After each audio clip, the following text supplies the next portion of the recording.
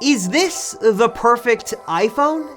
Is Apple going to release an iPhone 14 with no notch and no camera cutout? And what could Apple do to make their products nearly perfect in 2022? It could be no notch on the iPhone 14, Face ID on the Mac, a round Apple Watch, and maybe even AirPods mini. I just did a deep dive into lots of Apple leaks, rumors, and also some recent Apple patents as well, and what I discovered is super exciting. And a big thanks to ButcherBox for sponsoring this video.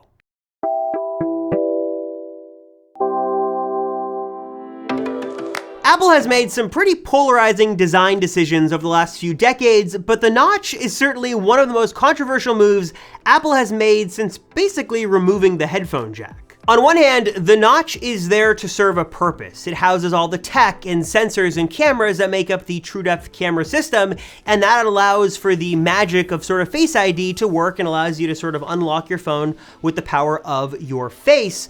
But on the other hand, we see the notch now in new MacBook Pros. It's rumored to come to the MacBook Air as well, and some see this as more of an aesthetic choice, a design choice, more than it really is a choice of function, something that Apple's taking the notch just a little too far. And I know that many of you guys in the comments down below are probably very split on the purpose and the look of the notch. Some people don't mind it so much after you sort of use your phone or even use your new MacBook Pro for a while. The notch just sort of fades in the background and disappears and isn't a big deal, and sort of having the convenience of Face ID on the iPhone is sort of worth the trade-off, while others hate that notch so much that they will not buy modern iPhones because they hate that cutout so much. Even though Apple just sort of shrunk the notch 20% smaller in the new iPhone 13, it's still there. It's very apparent, and some people just absolutely hate the way it looks. So what could Apple do to fix this notch problem, and what's the future of the notch going into 2022 and 2023? Well, I've got some good news, but I've also got some bad news. Let's start with the good news. According to multiple leaks and rumors, the iPhone 14, at least some models of the iPhone 14, presumably the iPhone 14 Pro and Pro Max, will not have a notch. Yes, Apple is finally going to remove the notch on at least some iPhones starting next year in 2022, and instead of having that big cutout at the top of the display, you're just going to have a small little cutout for the selfie camera instead, and most of the Face ID components that make up that notch on the 12, 13, even going as far back as the iPhone 10, is presumably going to be moving under the display. And a hole punch, in my opinion, is a lot better than the notch, though I know some of you may disagree. And if we sort of look at Apple's rumored iPhone master plan, this is sort of all part of the process. According to leaks and rumors we had heard about a year ago, we're sort of right in the middle, or going to be right in the middle, of sort of the phasing out of the notch. It started this year in 2021 with the iPhone 13. The rumor was we were going to get a slightly smaller notch on the 13. That did come true. Rumor has it in 2022, the notch is going to be replaced by the hole punch cutout in the iPhone 14 Pro and Pro Max, or maybe just the iPhone 14 Pro Max. And then, again, according to leaks and rumors, take it with a grain of salt, starting with the iPhone 15 in 2023, Apple is going to remove the notch and the hole punch entirely. But along with that good news is also some bad news as well, and that has to do on the Mac side, because it seems like the notch is sticking around. We just got it on the MacBook Pro. That was sort of a surprise, sort of last minute rumor that turned out to be true. The notch is there, and it looks like, according to rumors, the notch is also going to make its way to the new MacBook Air as well. That, of course, is going to be a new colorful MacBook Air, should have a white sort of color around the bezel of the display, should have the M2 processor inside, MagSafe. The MacBook Air is shaping up to be a really great computer we could see as early as some sort of spring event in 2022. But also, a lot of people are not so happy about that laptop because the notch is going to be there, and that's where a lot of people have issue with the notch. Apple is making this more of a design choice, more than they're making it a function choice. Yes, it does hold a new and improved webcam, it holds some sensors in there as well, but it doesn't hold Face ID, it doesn't hold anything critical, and many believe that Apple could have included that upgraded webcam and those other sensors, and even given us slimmer bezels without giving us the notch. But there are some out there that believe that the notch is such a big part of Apple's marketing and branding these days that it just made a lot of sense to put it on the new MacBook Pros and also bring it to other Apple laptops moving forward as well. Next up, another move Apple could make with the iPhone 14 that would make it a nearly perfect phone is Touch ID. This, I know, is a very hot topic. It's a hot button issue because this was rumored for months and months. It seemed like a done deal for the iPhone 13, and then the closer we got to the launch of those new phones, the less likely for one reason or another it seemed. And now now there's a discussion again for the iPhone 14 in 2022. Will we see Touch ID or not? We know this is technology that Apple has experimented with. We know that Apple has Touch ID built into the power button on the iPad Air and the iPad Mini. They obviously have the physical button on the iPhone SE. They know how to do Touch ID, but could we see this sort of brought under the display and sort of brought in a more premium fashion on the iPhone 14? On one hand, this does make sense. We've seen multiple patents from Apple that they are experimenting with this technology. Some patents even reveal that Apple could be working on sort of this advanced Touch ID system that lives in like the bottom quarter or the bottom third of the display. So you could sort of put your thumb anywhere sort of on the bottom of the iPhone and it, or I guess any finger, and it would unlock thanks to the magic of sort of a wider field for Touch ID to exist in.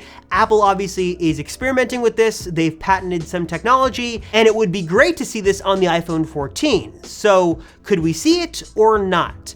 Well, as of right now, to bring us back down to reality, I'd love to see it. I think it would make a lot of sense. But as of right now, rumors don't say this is going to happen. Now, I wouldn't be surprised if Apple sort of maybe changed this last minute or the closer we got to the actual launch. Maybe Apple could even build Touch ID into the power button, but as of right now, it doesn't look like this under-display Touch ID is going to exist in the iPhone 14. And really, the more we sort of get with future iPhone models, it seems like Apple is sort of phasing out Touch ID and leaving it as a sort of second-tier authentication system reserved for the iPhone SE, the iPad Air, the iPad Mini, and Face ID, sort of their flagship biometric authentication system, is living on the iPad Pro and future iPhone models sort of moving forward.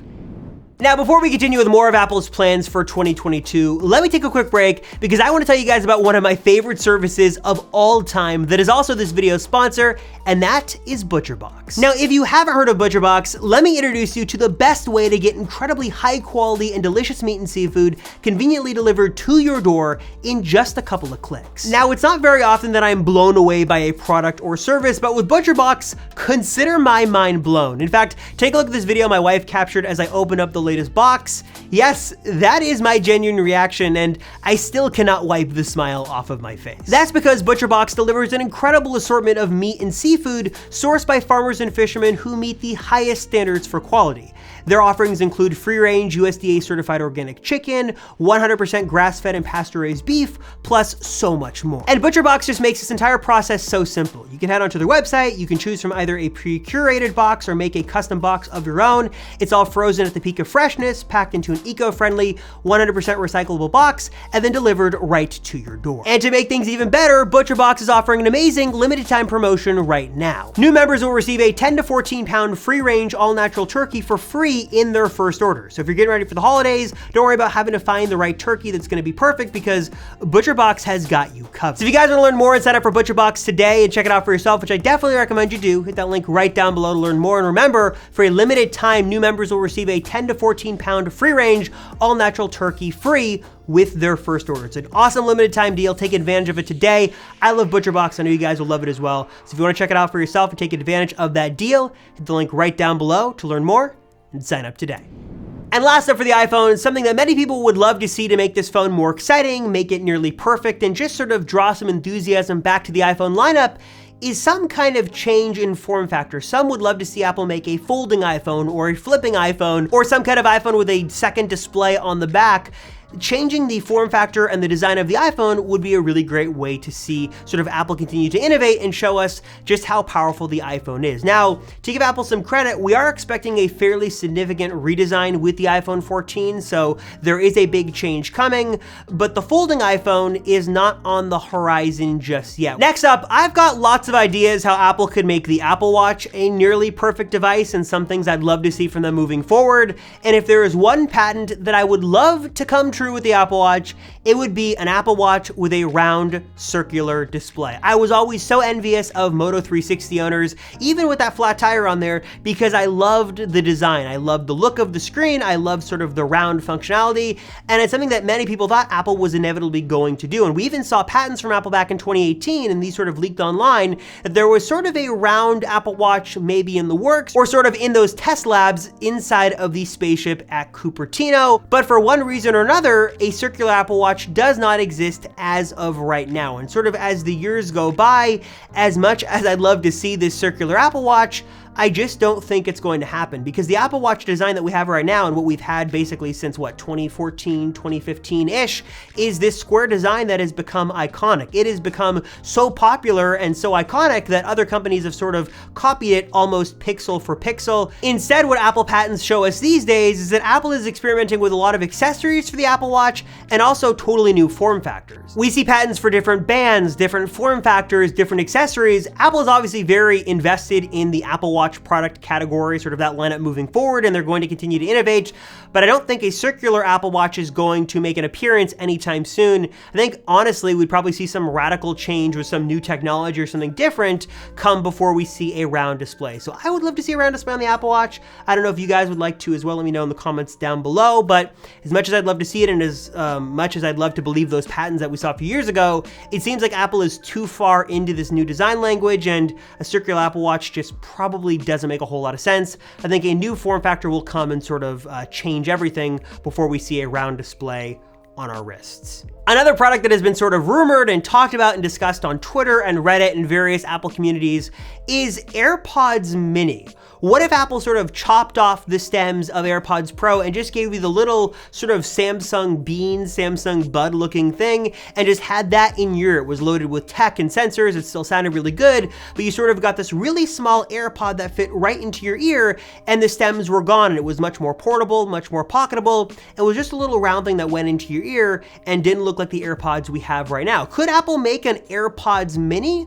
Well, surprisingly, this actually could be a thing. Now, I don't think it's going to be called AirPods Mini, but there were some rumors that the second generation AirPods Pro, slated to launch sometime in 2022, would not have a stem, that Apple would remove the stem and they would actually kind of follow, actually surprisingly in Samsung's sort of footsteps, and offer sort of an AirPods Pro design that was very similar to the Samsung Bud, that just sort of lifted and fit right into your ear, was much shorter and didn't have the stem on it, but it also sort of directly contradicts what we've seen previously from Apple and some new rumors as well. Obviously, AirPods have had that stem, the AirPods Pro have a shorter stem, the AirPods 3 also follow the AirPods Pro current design and they have a shorter stem as well. So I'm not sure if Apple would remove the stem entirely. And also, we just got some alleged leaked photos of the AirPods Pro 2 case and also the AirPods Pro 2 themselves. And although the case looks really cool with the built-in speaker that could be activated by the Find My network, the AirPods Pro 2 themselves look more similar to the current AirPods Pro than anything else. They still have the same, looks like basically the same design, the same size stem.